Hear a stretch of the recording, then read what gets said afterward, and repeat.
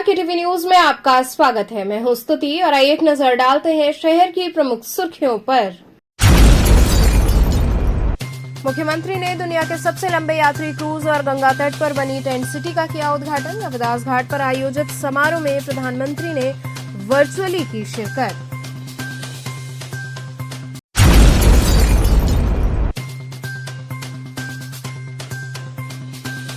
ज्ञानवापी श्रृंगार गौरी केस में head speech मामले की टली सुनवाई।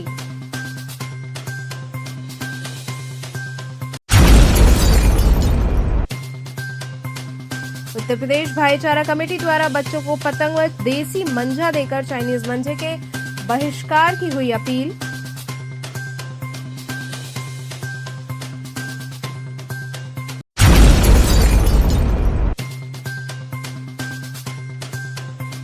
और भीषण ठंड व कोहरे को देखते हुए जरूरतमंदों में कंबल व अन्य सामान किए गए वितरित। और अब खबरें विस्तार से। मुख्यमंत्री ने दुनिया के सबसे लंबे यात्री क्रूज और गंगा तट पर बनी टेंट सिटी का उद्घाटन किया। रविदास घाट पर आयोजित इस भव्य समारोह में प्रधानमंत्री नरेंद्र मोदी वर्चुअली शामिल हुए। आज का दिन हम सब के लिए अत्यंत महत्वपूर्ण है। बीते 8 साल में बदलते भारत को पूरी दुनिया ने देखा है और काशी के लिए तो आज से संभावनाओं की एक नई यात्रा का शुभारंभ हुआ है। ये बातें मुख्यमंत्री योगी आदित्यनाथ ने शुक्रवार को वाराणसी में रिवर क्रूज यात्रा के शुभारंभ और गंगा पार बनी टेंट सिटी के उद्घाटन समारोह के दौरान कही। गंगा विलास क्रूज के माध्यम से काशी से डिब्रूगढ़ तक 3200 किलोमीटर की विश्व की सबसे लंबी रिवर क्रूज यात्रा का शुभारंभ और गंगा तट पर बनी टेंट सिटी का उद्घाटन समारोह शुक्रवार को रविदास घाट पर आयोजित हुआ। प्रधानमंत्री नरेंद्र मोदी इस समारोह में वर्चुअली उपस्थित रहे। मुख्यमंत्री योगी आदित्यनाथ ने हर हर महादेव के जय घोष के साथ अपना उद्बोधन शुरू किया। उन्होंने कहा कि दुनिया की सबसे प्राचीन नगरी काशी दुनिया की आध्यात्मिक और सांस्कृतिक राजधानी के रूप में विख्यात है। प्रधानमंत्री के मार्गदर्शन में काशी अपनी विरासत को संरक्षित रखते हुए वैश्विक मानचित्र पर उभरी है। आज का दिन काशी के साथ ही बिहार, झारखंड, पश्चिम बंगाल और असम के लिए भी काफी ऐतिहासिक है। यूपी को हमेशा इस बात की तड़प रहती थी कि लैंडलॉक स्टेट होने के कारण हमारे कृषि और एमएसएमई के उत्पादों को अंतर्राष्ट्रीय बाजारों में भेजना महंगा पड़ता था। व्यापारी सदैव इसे लेकर परेशान रहते थे। विगत 3 वर्ष के अंदर पूर्वी बंदरगाह से काशी को जोड़ने का जो कार्य हुआ है, उसके लिए उत्तर प्रदेश प्रधानमंत्री का आभार व्यक्त करता है।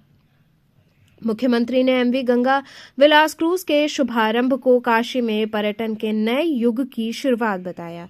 उन्होंने कहा कि विश्वनाथ धाम बनने के साथ ही काशी में पर्यटकों और श्रद्धालुओं की संख्या कई गुना बढ़ी है। इसके साथ ही संभावनाओं के नए द्वार भी खुले हैं। मुख्यमंत्री ने कहा कि आज का कार्यक्रम नमामि गंगे की सफलता की नई ऊंचाई को प्रदर्शित करता है। बीते 8 साल में गंगा का जल आचमन तो दूर, स्नान के लिए लोगों में आशंकाएं उत्पन्न करता था। भारत सरकार के पत्तन पोत परिवहन और जल मार्ग मंत्रालय की ओर से आयोजित कार्यक्रम में ऑनलाइन जुड़े प्रधानमंत्री नरेंद्र मोदी के अलावा वाराणसी में मुख्यमंत्री योगी आदित्यनाथ और केंद्रीय मंत्री सर्बानंद सोनोवाल शामिल हुए। इनके अलावा असम के मुख्यमंत्री हेमंत बिस्वा शर्मा और बिहार के उप मुख्यमंत्री तेजस्वी यादव ऑनलाइन जुड़े। इस दौरान प्रधानमंत्री नरेंद्र मोदी ने 1000 करोड़ से ज्यादा की परियोजनाओं का शिलान्यास और लोकार्पण किया। प्रधानमंत्री ने बटन दबाकर काशी में गंगा पार टेंट सिटी का उद्घाटन किया। इसके अलावा हल्दिया मल्टी मॉडल टर्मिनल और यूपी की 4 सामुदायिक जेटी का लोकार्पण तथा बिहार की 5 सामुदायिक जेटी का शिलान्यास किया। प्रधानमंत्री नरेंद्र मोदी ने बटन दबाकर असम के पांडु के लिए शिप रिपेयर सेंटर और पांडु टर्मिनल को राष्ट्रीय राजमार्ग से जोड़ने वाली एलिवेटेड रोड का शिलान्यास किया तथा गुवाहाटी में maritime skill centre for north east का लोकार्पण किया।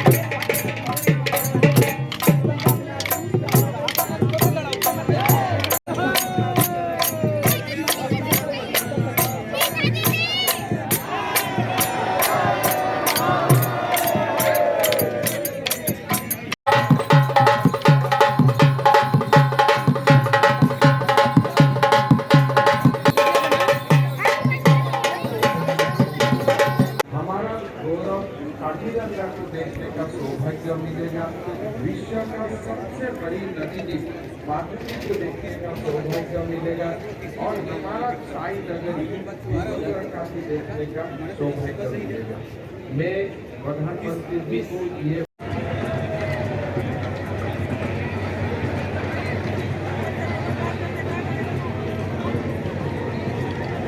तो सही आ रहा है यहाँ से।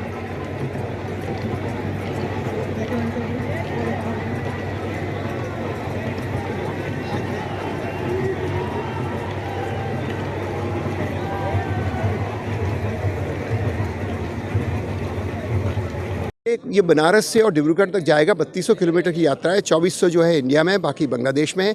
50 जगह ये रुकेगा और जगहों को विजिट करेगा। नेशनल पार्क है, वर्ल्ड हेरिटेज साइट्स हैं, गांव हैं, शहर हैं, जो भी है। जी किसका? मेरा नाम राज सिंह है और मैं चेयरमैन हूँ इस कंपनी का, जिसने कॉन्सेप्ट किया है, बनाया है और इसको आगे बढ़ाया। अंतारा रिवर क्रूजेस मैंने बताया ना, इसमें स्पा है, जिम है, लाउंज है, लाइब्रेरी है, लेक्चर्स हैं, सनडेक है। प्रधानमंत्री आज उद्घाटन करने वाले हैं। जी है। हम बहुत एक्साइटेड हैं। हम कई सालों से इस प्रोजेक्ट पे काम कर रहे हैं और अब ये फाइनली लाइव है। सबको इसके बारे में पता है। रिवर क्रूजिंग की नॉलेज ही नहीं थी इससे पहले कई लोगों को, तो हम बहुत थैंकफुल है गवर्नमेंट को कि वो फैसिलिटेट कर रहे हैं हमारे लिए ये सारी चीज़ें। मैम अगर बात की जाती है प्रधानमंत्री के संसदीय क्षेत्र से इसका उद्घाटन होने वाला है, जी क्या कहेंगे? जी, वाराणसी एक बहुत स्पेशल जगह है क्योंकि ये हमारे सारे ट्रैवलर्स के लिए भी बहुत स्पेशल जगह है। यहाँ की जो सिग्निफिकेंस है वो सबको पता है वर्ल्ड वाइड, और इन सब की कईयों की बकेट लिस्ट पे था कि यहाँ आएँ और यहाँ से देखें, तो हम बहुत एक्साइटेड हैं। काशी को आप इतने सालों से हैं, जान रहे हैं, अध्यात्म की नगरी है, बाबा की नगरी है। इस क्रूज को चलने से काशी को किस तरह का लाभ आप देख रहे हैं? काशी के लोगों को किस तरह का लाभ देख रहे हैं? सतवा बाबा मणिकर्णिका घाट वाराणसी से मैं महंत हूँ, महामंडलेश्वर हूँ। आज मैं 22 वर्ष से इस काशी में रह रहा हूँ। अपने जीवन को विश्वनाथ भगवान के चरणों में सेवा अर्चना कर रहा हूँ। काशी तो विश्व की सबसे बड़ी राजधानी आध्यात्म की थी, एक सांस्कृतिक भी राजधानी थी, लेकिन जब से हमारे भारत के लोकप्रिय प्रधानमंत्री जी ने इस काशी को अपना एक कर्म भूमि क्षेत्र माना है, मुझे लगता है वह आध्यात्म का प्रकाश पूरे विश्व में फैला है। काशी में से इससे क्या फ़ायदा क्या नुकसान, इस पे विषय कोई करता है तो गलत करता है। काशी से सबको ही फ़ायदा ही होना है। काशी जो आएगा उसका भी फ़ायदा, जो यहाँ रहेगा उसका भी फ़ायदा। गंगा माँ का एक दर्शन करने से लोग तर जाते हैं, गंगा के आचमन से तर जाते हैं, गंगा की घाटों को देखने से लोग अपने जीवन को बदल देते हैं। यह काशी घाटों से जानी जाती है। आज गंगा विलास जो एक बड़ा क्रूज माननीय प्रधानमंत्री लोकार्पण करेंगे, मुझे लगता है इसमें रहने वाले लोग भले विदेश से हों, लेकिन ये भगवान के बनाए जीव हैं। वो गंगा को जान सकेंगे, गंगा के घाटों के किनारे जो गांव रह रहे हैं उनको पहचान सकेंगे, उनकी क्या अनुभूति है, वो कैसे अपना जीवन यापन करते हैं। इस पे उन पे बहुत बड़ा संदेश जाएगा। माँ गंगा गंगोत्री से निकलते हुए गंगा सागर तक जाती हैं, लेकिन उन घाटों में तीर्थों को तो जान सकता है लोग, लेकिन गाँव को, छोटे छोटे आध्यात्म जो केंद्र है उनको यह गंगा विलास यात्रा निश्चित उन गाँव के विकास को जान पहुँचाएगी, उन गाँव तक एक संदेश जाएगा। इसको सब लोग प्रसन्नता के साथ देखेंगे। काशी से नहीं पूरे विश्व में इसका एक संदेश जाएगा, और निश्चित ही जो इसमें यात्रा करेगा, जो इसको स्पर्श करेगा, वो अपने आप को बदलेगा और विकास को बदलेगा। विलास क्रूज अपनी यात्रा शुरू कर रहा है। कितने पर्यटक हैं और किन किन भाषाओं के हैं, किन किन देशों के हैं? देखिए, आज जो ये एक इतिहास रचा जा रहा है भारत में और विश्व में ये रिकॉर्ड बनेगा, इतिहास रचा जाएगा, क्योंकि ये अब तक की विश्व की सबसे लंबी रिवर क्रूज़ यात्रा है। 3200 किलोमीटर की लंबी है ये, और इसमें इस जहाज़ में कुल 31 पर्यटक है, और इसमें ये ज़्यादातर इसमें स्विट्ज़रलैंड से है और जर्मनी से है। बात की जाए तो 27 नदियों से होकर गुजरेगा, क्या लगा? नहीं, ये यहाँ से लेके जब हल्दिया तक जाएगा, सॉरी डिब्रूगढ़ तक आसाम के, तो इसके बीच में 27 भाई यहाँ उत्तर प्रदेश, बिहार, बंगाल, बांग्लादेश, फिर आसाम डिब्रूगढ़ तक जाके 3200 किलोमीटर, इसमें से 27 नदियाँ बीच में पड़ेंगी, उनसे होके गुजरेंगी। बात की जाए तो प्रधानमंत्री आज इसका अपने संसदीय क्षेत्र से उद्घाटन भी करेंगे, तो क्या कहेंगे और क्या संदेश देना चाहेंगे लोगों को? देखिए, ये तो है कि भाई उनका संसदीय क्षेत्र है, लेकिन आप ये भी देखिए कि पर्यटन जो होता है ये विकास के लिए बहुत बड़ा योगदान देता है। पर्यटन एक ऐसा क्षेत्र है जो सबसे ज़्यादा लोगों को प्रत्यक्ष और अप्रत्यक्ष रूप से रोजगार देता है, तो ये उनका संसदीय क्षेत्र है, निश्चित है। लेकिन आप ये देखिए, ये बिहार भी है, कवर कर रहा है, बंगाल भी कवर कर रहा है, फिर बांग्लादेश, एक विदेश बांग्लादेश भी है, फिर आसाम भी कर रहा है, तो लाभान्वित सब होगा, इससे लाभान्वित सब होगा, और सामान्य नागरिक भी होगा, कृषि को भी लाभ होगा, व्यापार भी बढ़ेगा, पर्यटक भी बढ़ेगा, लोगों को रोजगार मिलेगा, स्वाभाविक है। अगर बात किया तो देश भी जुड़ेगा, देश भी जुड़ेगा, देश जुड़ेगा, और पर्यटन को एक नया आयाम मिलना ही चाहिए, नया आयाम मिलना ही चाहिए, क्योंकि ये सबसे ज़्यादा लोगों को रोजगार देता है। मैं देवेंद्र कुमार मिश्रा, मैं एक गवर्नमेंट अप्रूव्ड टूरिस्ट गाइड हूँ। मैं वाराणसी का ही हूँ। मैं पिछले 12 सालों से पर्यटन के क्षेत्र में जुड़ा हुआ हूँ, और मैं जर्मन भाषा बोलता हूँ, तो ये पर्यटक है, तो मैं इसमें गाइड के रूप में मैं यहाँ पे लगा हुआ हूँ, इनके साथ ही लगा। ज्ञानवापी श्रृंगार गौरी केस में हेड स्पीच मामले की सुनवाई टली। ज्ञानवापी केस में AIMIM अध्यक्ष असदुद्दीन ओवैसी, उनके भाई अकबरुद्दीन ओवैसी और सपा प्रमुख अखिलेश यादव की हेड स्पीच को लेकर आज MP MLA कोर्ट में सुनवाई होनी थी, लेकिन जज के अवकाश पर होने के कारण आज सुनवाई नहीं हो सकी। पिछली तारीख पर चौक थाने से कोर्ट में मामले से संबंधित रिपोर्ट पेश की गई थी। रिपोर्ट पेश होने के बाद आज सुनवाई होनी थी। अब इस मामले में अगली सुनवाई 16 जनवरी को होगी। बता दें कि तीनों नेताओं की तरफ से हिंदू आस्था को ठेस पहुंचाने वाली कथित बयानबाजी वाराणसी के ज्ञानवापी परिसर और श्रृंगार गौरी मामले की सुनवाई के दौरान की गई थी। सपा प्रमुख अखिलेश यादव ने कहा था कि किसी भी पीपल के पेड़ के नीचे पत्थर रख दिया जाए और एक झंडा गाड़ दिया जाए तो एक मंदिर बन जाता है। उन्होंने ये भी कहा था कि रात के अंधेरे में मूर्तियां रख दी जाती हैं और सुबह भगवान प्रकट हो जाते हैं। वैसे हेड स्पीच मामले में सुनवाई होनी थी, क्या हुआ सुनवाई के दौरान? आज सुनवाई डेट थी, परंतु सुबह ही पता चल गया कि आज अवकाश पे है, ये CJ 5th साहब, तो सुबह ही से डेट पड़ गई, कोई सुनवाई की बात ही नहीं हुई। जब वो थे ही नहीं तो सुनवाई क्या होती? तो अब 16 तारीख को पड़ी है। 16 तारीख को क्या आप लोग की तरफ से क्या? 16 तारीख को हमारी तरफ से वो जो थाने से रिपोर्ट आई है, कंप्लीट रिपोर्ट, उस रिपोर्ट को हम लोग पेश करेंगे और उस पर करने के बाद अपनी बहस प्रस्तुत करेंगे कि जबकि थाने में रिपोर्ट आ गई, रिपोर्ट दर्ज नहीं है, अब मामला कॉन्जुगल ऑफेंस का है, मामला नॉन वेलुअल ऑफेंस का है और मामला हेट स्पीचिंग का है, जो इसमें एक बर्निंग पॉइंट है पूरे देश के अंदर। तो इस पर तो तुरंत कोर्ट को सुनवाई करना चाहिए और उस पर तुरंत एक्शन लेना चाहिए। क्या लगता है कि 16 तारीख को कोर्ट आदेश दे सकता है मुकदमा दर्ज करने का? जी, तो हम पिछले भी बैटिंग बाइट में कहे थे, परंतु अब क्या कह सकते हैं, कोर्ट रहेगा तो जरूर फैसला देगा। उत्तर प्रदेश भाईचारा कमेटी द्वारा बच्चों को पतंग व देसी मंझा देकर चाइनीज मंझे के बहिष्कार की अपील की गई। उत्तर प्रदेश भाईचारा कमेटी द्वारा गुदौलिया चौराहे पर मकर संक्रांति पर्व के मद्देनजर प्रदेश अध्यक्ष प्रमोद वर्मा के नेतृत्व में जानलेवा चाइना मंझे के जागरूकता अभियान के तहत लोगों से इसका उपयोग न करने की अपील की गई।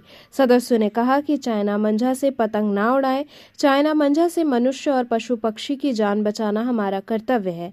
आज बच्चों को पतंग और देसी मंझा देकर उनसे अपील की गई कि चाइना मंझा से पतंग न उड़ाएं और देसी मंझे का उपयोग करें। सदस्यों ने कहा कि चाइना मंझा से केवल पतंग की डोर नहीं कटती, बल्कि इससे देश में कई मासूम लोगों की जान चली जाती है। चाइना मंझा 5 केमिकल से मिलकर बनता है। इसकी धार ब्लेड से भी तेज होती है। जैसे ही मकर संक्रांति का पर्व नजदीक आता है, चाइना मंझा बेचने वाले गिरोह सक्रिय हो जाते हैं। ऐसे में हम सबका कर्तव्य है कि जानलेवा चाइनीज मंझे का उपयोग न करें। इस मौके पर गोपाल यादव, शकील अहमद, कल्लू सेठ, विकास पांडे, अशोक वर्मा, श्रुति वर्मा इत्यादि लोग मौजूद रहे। आज हम लोग चाइना मंझा के विरुद्ध विरोध कर रहे हैं, क्योंकि इससे जनता को और लोगों को और पक्षियों को काफ़ी नुकसान होता है। इसीलिए हम इसको बंद करने के लिए हम लोग विरोध कर रहे हैं। बस यहाँ रुकेंगे एक छोटे से ब्रेक के लिए। आप बने रहिए KTV के साथ।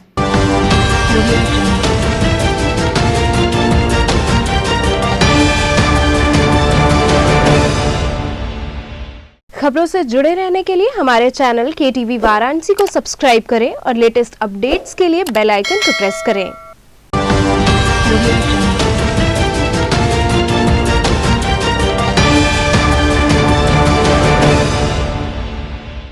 ब्रेक के बाद आपका स्वागत है। भीषण ठंड व कोहरे को देखते हुए जरूरतमंदों में कंबल व अन्य सामग्री वितरित की गई। भीषण ठंड व कोहरे को देखते हुए गुदौलिया दशा समेत पांडे हवेली, हरिश्चंद्र घाट, सोनारपुरा चौराहा, भदैनी, 80 घाट, बीएचयू ट्रॉमा सेंटर, सरसुंदरलाल हॉस्पिटल के बाहर खुले आसमान के नीचे सोए हुए मरीज के परिजन व मरीजों को ठंड से बचाने हेतु कंबल, टोपी, बिस्किट का वितरण किया गया, जिसमें मुख्य रूप से मुन्नालाल यादव, संजय मौर्य, लालजी गुप्ता, नीरज शर्मा, मोहित यादव, शुभम यादव सहित अन्य लोग शामिल रहे।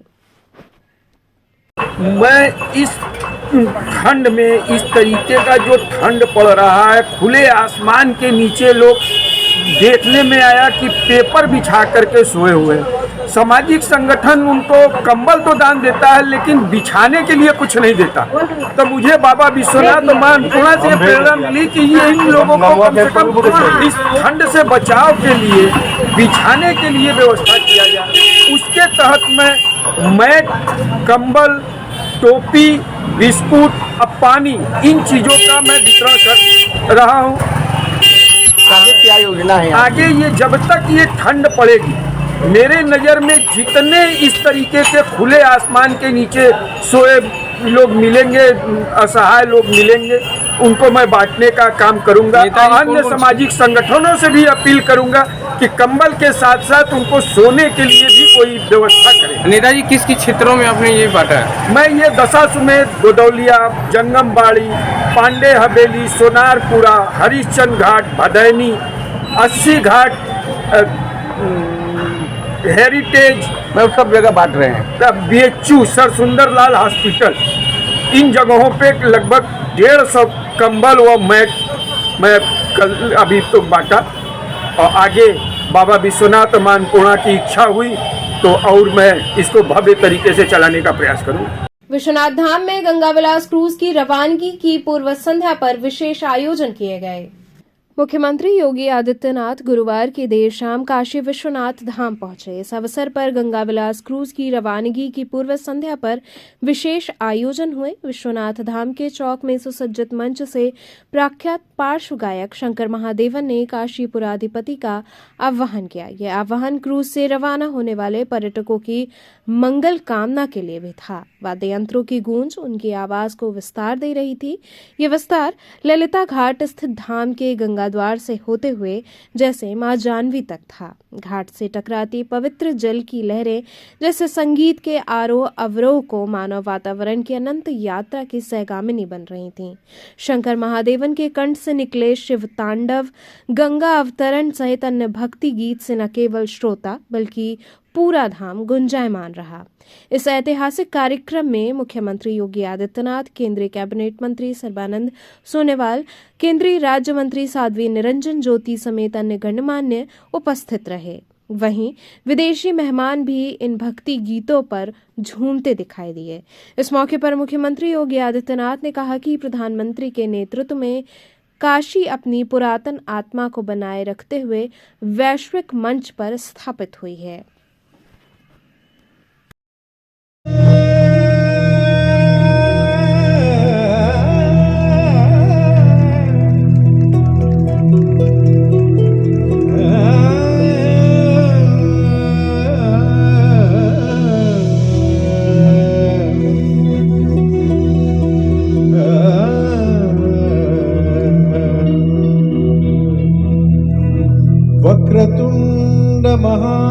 श्री काशी वेद वैदिक प्रतिष्ठानम द्वारा पत्रकार वार्ता का आयोजन हुआ। श्री काशी वेद वैदिक प्रतिष्ठानम की ओर से कोविलूर मठ में आगामी 15 से 17 जनवरी तक विश्व कल्याणार्थ और विश्व शांति के लिए 3 दिवसीय विश्व मंगल सुरभि गौ महायज्ञ एवं गौ महात्म कथा का आयोजन किया जा रहा है। कार्यक्रम का शुभारंभ दुर्गाकुंड स्थित दुर्ग विनायक से भव्य शोभा यात्रा निकालकर किया जाएगा।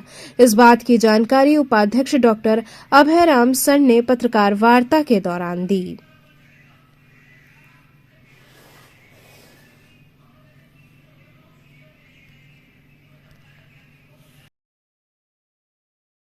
हम लोगों ने एक संस्था श्री काशी वेद वैदिक प्रतिष्ठानम का गठन किया है, जिसको रजिस्टर्ड करा लिया है। काशी वेद वैदिक प्रतिष्ठानम 15, 16, 17 जनवरी को कोविलूर मठ, जहां हम लोग अभी स्थित हैं, सब लोग इकट्ठा हुए हैं। यहाँ पे विश्व मंगल सुरभि गौ महायज्ञ का आयोजन है और महात्म कथा होगी। क्या खास है इस कथा में? इस कथा में वेद के सारे मंत्रों से वेद में जो गौ माता का महत्व बताया गया है, उस पर व्यास जी जो है विस्तार से सबको बताएंगे कि गौ का इस सनातन धर्म में वर्तमान समय में क्या महत्व है। क्या क्या कार्यक्रम है आपके यहाँ? इसमें सुबह 9 से 12:30 तक यज्ञ होगा, शाम को 3 बजे से 5 बजे तक महात्म्य कथा चलेगी। उसी दौरान 4 से 6 फिर यज्ञ होगा और शाम को 6:30 से 9 बजे तक सांस्कृतिक कार्यक्रम है। पहले दिन शास्त्रीय संगीत का कार्यक्रम है, दूसरे दिन भजन संध्या है। क्या उद्देश्य है इस कार्यक्रम का? इस कार्यक्रम का उद्देश्य कि गौ माता सबको आशीर्वाद दें, कृपा करें, और वर्तमान कलयुग में गौ जो है वो प्रत्यक्ष देवता हैं, तो सबको सद्बुद्धि देंगी, जिससे समस्त विश्व में शांति हो, सबका कल्याण हो। जो भाग ले उसका भी कल्याण हो, जो नहीं ले उसका भी कल्याण हो। तो चलते चलते पुनः एक नजर डालते हैं शहर की प्रमुख सुर्खियों पर।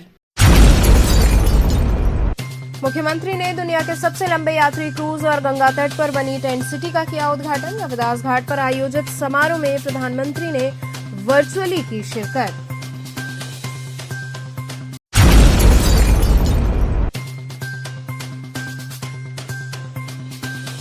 ज्ञानवापी श्रृंगार गौरी केस में हेड स्पीच मामले की टली सुनवाई।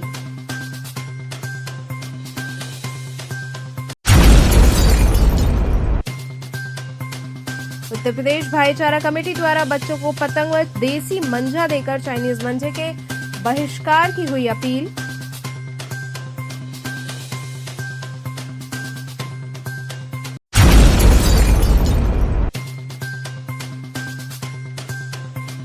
और भीषण ठंड व कोहरे को देखते हुए जरूरतमंदों में कंबल व अन्य सामान किए गए वितरित। तो इतिहास के समाचार, कल फिर होगी मुलाकात, तब तक के लिए नमस्कार।